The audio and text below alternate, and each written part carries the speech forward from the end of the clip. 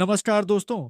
आज की सबसे बड़ी खबर, भारत और चीन के बीच 5 साल बाद सीधी हवाई उड़ानें फिर से शुरू हो गई हैं। जी हां, 2019 के बाद पहली बार कोलकाता से चीन के ग्वांगझो शहर तक विमान ने उड़ान भरी और इसे दोनों देशों के रिश्तों में एक नए अध्याय की शुरुआत माना जा रहा है। कोविड-19 महामारी के बाद दोनों देशों के बीच हवाई सेवाएं बंद कर दी गई थीं। पिछले कुछ वर्षों में वास्तविक नियंत्रण रेखा यानी एलएसी पर तनाव, सीमा विवाद और कूटनीतिक मतभेद देखने को मिले। लेकिन अब यह निर्णय दोनों देशों के बीच संवाद और सहयोग की दिशा में एक सकारात्मक संकेत के रूप में देखा जा रहा है। सूत्रों के अनुसार अभी के लिए यह उड़ान सप्ताह में 2 बार संचालित की जाएगी। एक बार कोलकाता से ग्वांगझो और फिर वापसी में ग्वांगझो से कोलकाता। व्यापार जगत ने इस कदम का स्वागत किया है क्योंकि इससे व्यापार, पर्यटन और लोगों के आपसी संबंधों को बढ़ावा मिलेगा। विशेषज्ञों का कहना है कि यह केवल एक हवाई मार्ग नहीं, बल्कि एक डिप्लोमेटिक सिग्नल है जो यह दर्शाता है कि भारत और चीन अब प्रतिस्पर्धा के साथ-साथ सहअस्तित्व की दिशा में बढ़ रहे हैं। पिछले महीने भारत ने अफगानिस्तान में अपने दूतावास को दोबारा खोला था और अब चीन के साथ यह उड़ान पुनः शुरू करना भारत की विदेश नीति के नए संतुलन को दिखाता है। भारत अब पश्चिमी देशों के साथ साझेदारी बनाए रखते हुए अपने पड़ोसी देशों से भी संबंध मजबूत करने की कोशिश कर रहा है। दोस्तों, जब कोई देश अपनी नीतियों में बदलाव करता है, तो उसके पीछे केवल राजनीतिक कारण नहीं होते, बल्कि आर्थिक और रणनीतिक जरूरतें भी होती हैं।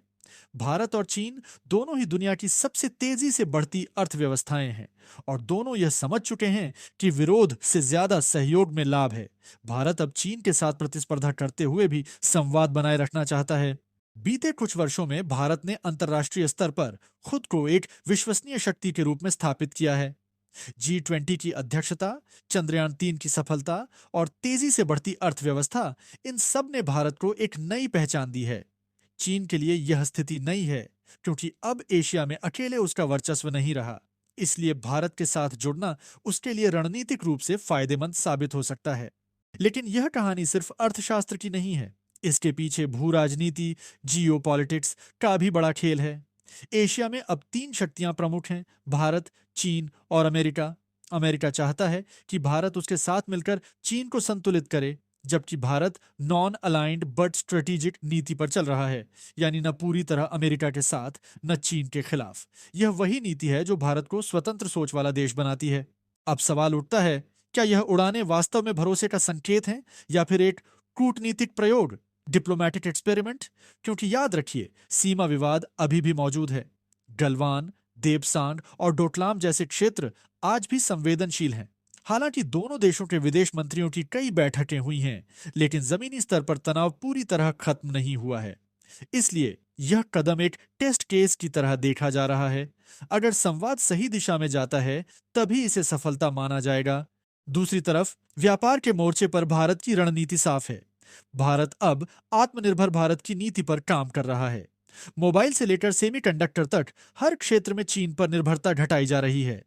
कई चीनी ऐप्स को भारत ने पहले ही बैन किया है। साथ ही अब विदेशी निवेश में भी सुरक्षा जांच बढ़ाई जा रही है। इसका मकसद ये है कि आर्थिक दरवाजे खुले रहें, लेकिन नियंत्रण भारत के हाथ में रहे। चीन भी अब भारत के महत्व को समझने लगा है। वैश्विक बाजार में भारत की आबादी, युवा शक्ति और डिजिटल पहुंच बहुत बड़ी ताकत बन चुकी है। जो कंपनियां पहले सिर्फ चीन में निवेश करती थीं, अब वे China+1 रणनीति के तहत भारत में भी कारखाने खोल रही हैं। एप्पल, सैमसंग और फॉक्सकॉन जैसी कंपनियां इसका उदाहरण हैं। चीन यह जानता है कि भारत को नजरअंदाज करना अब उसके लिए आसान नहीं। लेकिन दोनों देशों के रिश्तों में एक मनोवैज्ञानिक दूरी भी है। भारत में चीन को लेकर जो अविश्वास है, वो केवल राजनीति नहीं, बल्कि इतिहास से जुड़ा हुआ है। 1962 के युद्ध की यादें आज भी लोगों के मन में हैं। इसीलिए जब भी कोई नई पहल होती है, तो भारत की जनता और मीडिया दोनों सतर्क हो जाते हैं। इस उड़ान को भी जनता एक परीक्षा की तरह देख रही है। क्या चीन अब सच में सहयोग चाहता है या यह सिर्फ दिखावा है? भारत सरकार के लिए यह एक संतुलन साधने वाली स्थिति है। एक तरफ सुरक्षा का सवाल है, दूसरी तरफ आर्थिक सहयोग की जरूरत भी है। सरकार फिलहाल कंट्रोल्ड एंगेजमेंट की नीति पर चल रही है, यानी सहयोग भी रहेगा, लेकिन सतर्कता के साथ। इस नीति के तहत छोटे छोटे भरोसे के कदम उठाए जा रहे हैं, जैसे वीजा नियमों में ढील, व्यापारिक प्रतिनिधियों की बैठकें और अब यह उड़ानें। अगर यह प्रक्रिया सफल रही, तो अगले चरण में अन्य शहरों जैसे दिल्ली, मुंबई और बेंगलुरु से भी चीन के लिए सीधी उड़ानें शुरू हो सकती हैं।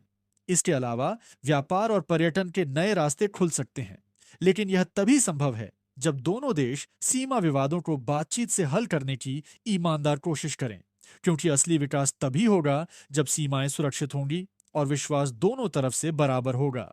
फिलहाल इतना तो तय है कि यह उड़ानें सिर्फ यात्रियों की नहीं, बल्कि भरोसे की उड़ान है। भारत और चीन के बीच यह नया अध्याय एशिया की राजनीति को बदल सकता है। अब यह देखना दिलचस्प होगा कि यह रिश्ता कहां तक उड़ान भरता है, शांति की ऊंचाइयों तक या फिर पुराने विवादों की वादियों में उतर जाता है। आने वाले महीनों में इसका जवाब खुद इतिहास देगा। भारत और चीन के बीच उड़ानों का दोबारा शुरू होना सिर्फ हवाई यात्रा की बात नहीं है। ये दोनों देशों की कूटनीति में विश्वास और यथार्थवाद का संगम है। पिछले 5 सालों में जब दुनिया ने एक नई व्यवस्था की ओर कदम बढ़ाया, तब भारत ने खुद को एक ऐसे देश के रूप में पेश किया जो न किसी के दबाव में झुकता है और न किसी से डर कर पीछे हटता है। इसीलिए जब चीन की तरफ से यह प्रस्ताव आया कि उड़ानें दोबारा शुरू की जाए, तो भारत ने तुरंत हाँ नहीं कहा, बल्कि कई स्तरों पर सुरक्षा, स्वास्थ्य और रणनीतिक पहलुओं की जांच के बाद इसकी अनुमति दी। यह दिखाता है कि भारत अब हर फैसले को राष्ट्रीय हित के नजरिए से देखता है, भावनाओं से नहीं, तथ्यों और दूरदृष्टि से। इस खबर के बाद भारत के व्यापारिक जगत में नई हलचल दिखी। फार्मा, टेक्सटाइल, इलेक्ट्रॉनिक्स और टूरिज्म सेक्टर के निवेशकों ने इसे स्वागत योग्य कदम बताया। कई इंडियन कंपनियों के प्रतिनिधियों ने कहा है कि सीधी उड़ानें शुरू होने से बिजनेस कम्युनिकेशन आसान होगा, क्योंकि पहले उन्हें थाईलैंड या सिंगापुर के रास्ते चीन जाना पड़ता था। हर यात्रा का खर्च और समय दोनों बढ़ जाते थे। अब वही यात्रा आधे समय में पूरी होगी और यह सीधा असर दोनों देशों के व्यापारिक भरोसे पर पड़ेगा। चीन के बाजार में भारत के निर्यातकों के लिए यह एक नई खिड़की खुलने जैसा है। लेकिन इसके साथ एक दूसरा पहलू भी है। भारत के लिए यह समय अत्यंत संवेदनशील है। दुनिया के कई देश इस वक्त एशिया की राजनीति पर नजर रखे हुए हैं। अमेरिका, जापान और ऑस्ट्रेलिया जैसे देश, जो क्वाड ग्रुप के हिस्से हैं, वे यह देखना चाहते हैं कि भारत चीन से कितनी नजदीकी बढ़ाता है, क्योंकि एशिया का शक्ति संतुलन अब इन दोनों देशों के रिश्ते पर निर्भर करता है। अगर भारत और चीन आपसी सहयोग बढ़ाते हैं, तो पश्चिमी देशों की भूमिका इस क्षेत्र में कमजोर पड़ सकती है। लेकिन अगर फिर से विवाद बढ़ता है, तो यह पूरे क्षेत्र को अस्थिर कर सकता है। इसलिए यह उड़ानें भले ही छोटी लगें, लेकिन इनका रणनीतिक असर बहुत बड़ा है। भारत अब कूटनीतिक परिपक्वता, डिप्लोमैटिक मैच्योरिटी दिखा रहा है। आज का भारत वही नहीं जो 10 या 20 साल पहले था। अब उसके हर फैसले के पीछे वैश्विक दृष्टिकोण होता है। प्रधानमंत्री मोदी की विदेश नीति में यह साफ दिखता है। भारत सबके साथ संवाद चाहता है, लेकिन अपनी शर्तों पर। कहीं झुकना नहीं और कहीं टकराना भी नहीं, बस अपने हितों की रक्षा करते हुए आगे बढ़ना। यही नीति भारत को एक विश्वसनीय मध्य शक्ति, रिलायबल मिडिल पावर बनाती है। और चीन भी यह समझ चुका है कि भारत को नजरअंदाज करना अब संभव नहीं। अब सवाल यह है, क्या आने वाले महीनों में यह सकारात्मक माहौल बरकरार रहेगा? क्योंकि इतिहास गवाह है कि भारत चीन के रिश्ते कई बार अचानक ठंडे पड़ गए हैं। 2017 का डोकलाम विवाद, 2020 की गलवान झड़प और 2022 में लगातार सीमा पर तैनाती, ये सब घटनाएं हमें याद दिलाती हैं कि भरोसा एक दिन में नहीं बनता। लेकिन इस बार माहौल थोड़ा अलग है। दुनिया के कई देशों में आर्थिक मंदी का खतरा मंडरा रहा है। चीन की अर्थव्यवस्था भी धीमी हो रही है। भारत इस समय सबसे तेजी से बढ़ती बड़ी अर्थव्यवस्था है। इसलिए चीन के लिए भी भारत के साथ संवाद में रहना एक आर्थिक आवश्यकता बन गया है। अगर दोनों देश मिलकर आगे बढ़ते हैं, तो न सिर्फ एशिया बल्कि पूरी दुनिया की अर्थव्यवस्था को नई ऊर्जा मिल सकती है। दोस्तों, कभी कभी छोटी खबरें बहुत बड़े बदलाव की शुरुआत होती हैं। कोलकाता से ग्वांगझो तक की यह उड़ान भी वैसी ही एक कहानी है। कागज पर यह सिर्फ 5 घंटे की यात्रा है, लेकिन असल में यह 5 साल की दूरी को पाटने वाला पुल है। भारत और चीन दोनों को समझना होगा कि भविष्य की जंग सीमाओं पर नहीं, बल्कि अर्थव्यवस्था और तकनीक के मोर्चे पर लड़ी जाएगी। और जो देश संवाद, सहयोग और संतुलन बनाए रखेगा, वही जीत हासिल करेगा। आज भारत उस राह पर है जहां वो न किसी से डरता है, न किसी पर निर्भर है। वो बस अपने दम पर उड़ान भरना जानता है। दोस्तों, भारत और चीन की कहानी सिर्फ राजनीति की नहीं, बल्कि मानसिकता की भी है। इन दोनों देशों की सभ्यताएं हजारों साल पुरानी हैं। एक तरफ भारत की विश्व गुरु की परंपरा और दूसरी तरफ चीन का मध्य साम्राज्य वाला गौरव। इतिहास में दोनों ने अपनी अपनी राहें चुनी, लेकिन आज की दुनिया में दोनों को एक दूसरे के साथ कदम मिलाना ही होगा, क्योंकि वैश्विक व्यवस्था अब बदल रही है।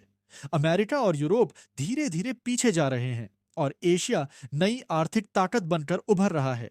इसमें भारत और चीन दोनों की भूमिका निर्णायक होगी।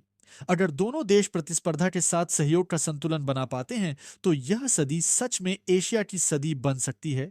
भारत के नजरिए से यह समय बेहद अहम है। देश ने पिछले एक दशक में आत्मनिर्भरता और टेक्नोलॉजी पर जो निवेश किया है, उसने भारत को दुनिया का भरोसेमंद साझेदार बना दिया है। Digital India, make in India और स्टार्टअप इंडिया जैसी पहलें भारत की अर्थव्यवस्था को नए मुकाम पर ले जा रही है। दूसरी तरफ चीन भी अब अपनी धीमी पड़ती अर्थव्यवस्था को फिर से मजबूत करने की कोशिश कर रहा है। दोनों देशों की जरूरतें अलग हैं, लेकिन दिशा एक है, विकास। अगर दोनों सरकारें आपसी मतभेदों को पीछे छोड़ दें तो एशिया की ताकत दुनिया को नया आकार दे सकती है। लेकिन इसके लिए भरोसा सबसे बड़ी मुद्रा बन जाती है, और यही भरोसा आज की सबसे मुश्किल चीज है। भारत की जनता इस बदलाव को गौर से देख रही है। लोग समझ चुके हैं कि कूटनीति सिर्फ सरकारों का खेल नहीं, बल्कि देश की सुरक्षा और भविष्य से जुड़ी हुई है। जब गलवान की घटना हुई थी, तब हर भारतीय का दिल आहत हुआ था। उसके बाद चीन के उत्पादों के बहिष्कार की आवाजें उठीं। आज वही जनता यह भी देखना चाहती है कि क्या चीन अब अपनी पुरानी भूलों से सबक ले रहा है, या यह उड़ानें सिर्फ दिखावे की शांति हैं। भारत में लोग अब भावनाओं से नहीं, तथ्यों से सोचने लगे हैं। वो जानते हैं कि दोस्ती अच्छी बात है, लेकिन सुरक्षा और स्वाभिमान से बड़ी कोई चीज नहीं। फिलहाल इतना तय है कि यह उड़ानें सिर्फ यात्रियों की नहीं, बल्कि उम्मीदों की उड़ान है। अगर यह विश्वास की राह पर टिकी रही तो आने वाले समय में यह एशिया के भविष्य को दिशा देगी। भारत ने पहला कदम उठा लिया है। अब देखना है कि चीन इस दोस्ती को कितनी ईमानदारी से निभाता है। हम उम्मीद करते हैं कि यह आसमान में उड़ी यह उड़ान रिश्तों की नई ऊंचाइयों तक पहुंचे। अगर आपको यह रिपोर्ट पसंद आई हो तो वीडियो को लाइक करें, शेयर करें और चैनल को सब्सक्राइब करना ना भूलें।